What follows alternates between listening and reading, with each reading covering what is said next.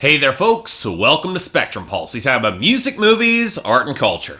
And today we're going to be talking about the newest album from Whitney Rose, titled Heartbreaker of the Year. So when I did my Billboard Breakdown special comment highlighting some of the gems in the Canadian Hot 100, I got a couple comments saying, well, you were obviously cherry picking here. There is some quality to be sure, but you could have easily highlighted bad Canadian music and you chose not to. And yeah, I got a confession to make. As much as I am a proud supporter of Canadian content, Canadian music, and even Canadian country, we do have our fair share of duds up here. We even got our own version of bro country, mostly pushed by Dallas Smith, formerly the frontman of post-grunge group Default, although I'm assuming you all forgot existed, and now has been working with Joey Moy on trying and mostly failing to be a cross between Florida Georgia Line and Jake Owen. Trust me, it hasn't gone very well. But we're not going to be talking about bad mainstream Canadian country, but instead diving back into the indie scene. So let's talk about Whitney Rose. Originally from PEI on the East Coast, she dropped her self-titled debut album in 2012, and it might have just been bad timing on her part because another Canadian vintage-leaning indie country singer-songwriter also dropped a pretty potent album in 2012, and that was Lindy Ortega's excellent Cigarettes and Truck Stops, easily her best work of her career thus far. And it's not hard to make a comparison between the two artists. They both have a certain sultriness, a taste for traditional country blended with vintage pop flavor, and gorgeous atmosphere being brought to the table. And Whitney Rose's album was definitely of that high caliber and quality, but while I definitely argue her writing was a huge plus, her instrumental tones and styles were a little bit too polished, at least for me. Very elegant, very potent, very clean, but occasionally lacking some of that edge to really grip me. Now that looked like it might have changed on her sophomore release, Heartbreaker of the Year, so I made sure to give it a listen.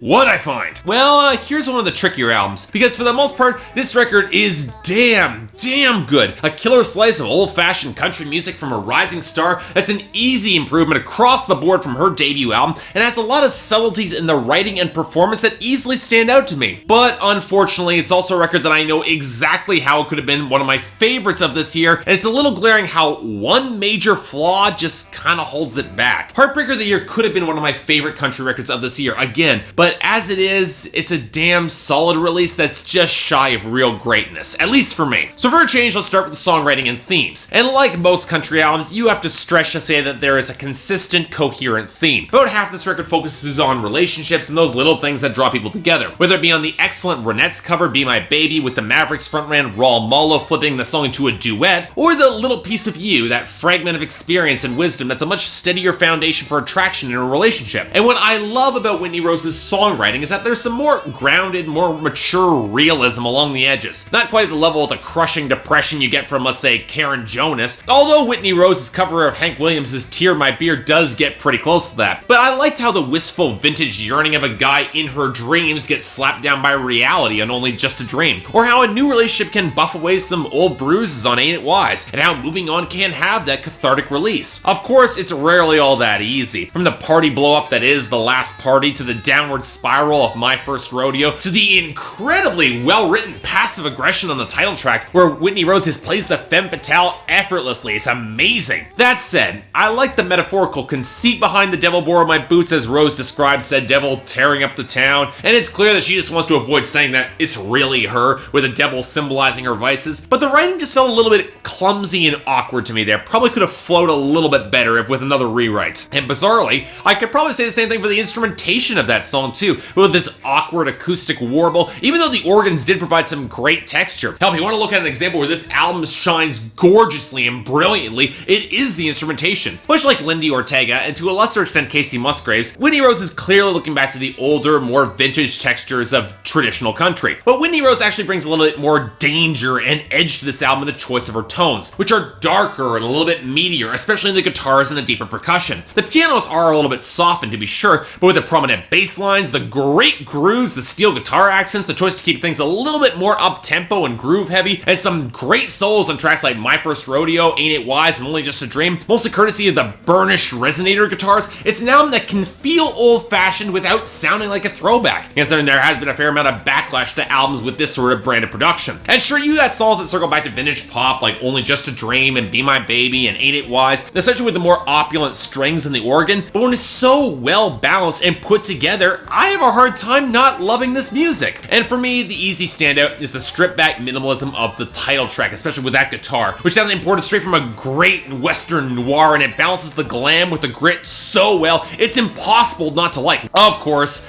a large chunk of the credit has to be given to Whitney Rose herself. She's not as theatrical as a Lindy Ortega or Tammy Nielsen or Casey Musgraves, instead singing with a more understated brand of sultriness, which is incredibly appealing. It can demonstrate some real subtleties in her delivery. I get the feeling she's got the range to project or get a little bit louder, but she doesn't need to on the sound, which only draws your attention in that much deeper and is that much more compelling. But I've danced around this long enough. Here's that big problem with this album. The subtleties are great when you can hear them. Coming back to Raul Malo of the Mavericks, he handled the majority of the production on this album. Savvy choice, given the similarities in their styles, it makes sense, but he has a far different vocal tone than she does. Even though he's got one of the best voices in country, he's louder, a little bit more strident, theatrical, and the production can very much suit his voice, but that often means that Whitney Rose can be mixed a little bit low across this album, her words often being buried within the burnished warmth of the instrumentation instead of being a little bit more audible. She could have flowed a little bit more on top of this instrumentation, and I wouldn't have minded. And if anything, that detracts from her greatest assets in her vocals and in her writing. Oftentimes I have a hard time making out what she's saying, and I gotta be honest, that's a problem on this record. And you know what?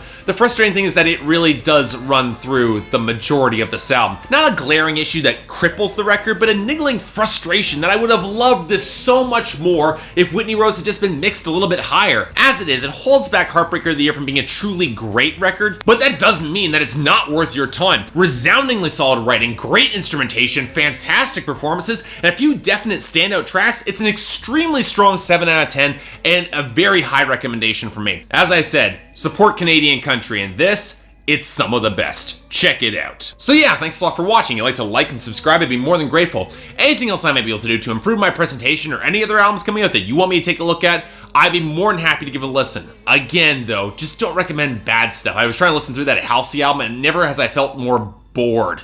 But putting that aside, I'm Mark, you're watching Spectrum Pulse, and I'll see you next time.